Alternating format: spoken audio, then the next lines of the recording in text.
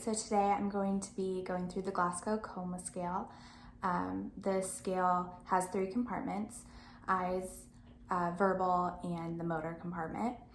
Before I enter my patient's room, I'm going to look at their chart and see if and check if there's any possible factors that could influence the test, such as hearing impairments.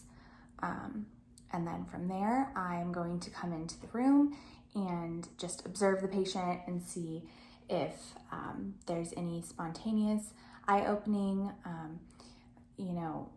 verbal commands or motor movements.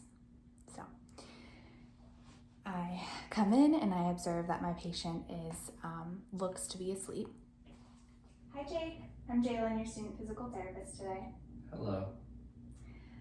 Can you tell me your name, the date, and where you're at right now? My name is Jake. I'm in a hospital,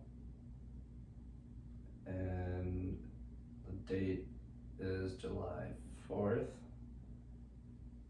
What was the other question?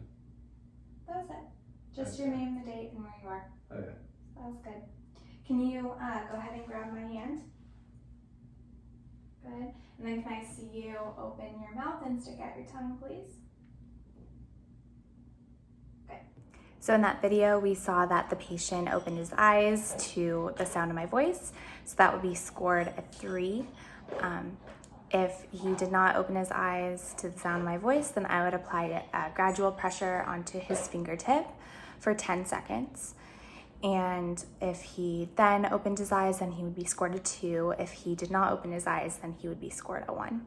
Moving on to the verbal response section, I asked him 3 questions. He got his name and where he was correct, but did not give the right date.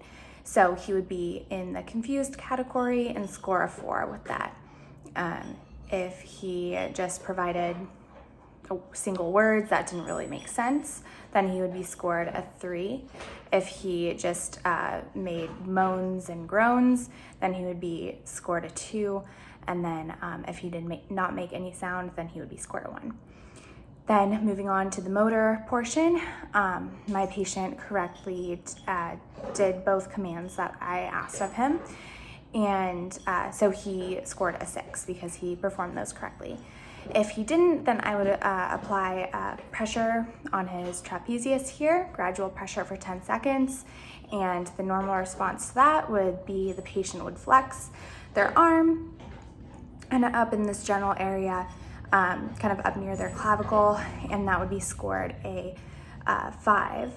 If the patient flexed their arm but couldn't get it up to the clavicle, then that would be normal flexion. That would be scored a 4. If the patient flexed but kind of went across their body and flexed their wrist, then that would be abnormal flexion. That would be scored a 3. An extension would be the next one. Patient would extend their arm. That would be scored a 2. And then no movement at all would be scored a 1. Based on today's findings, my patient would score a 13 on the Glasgow Coma scale.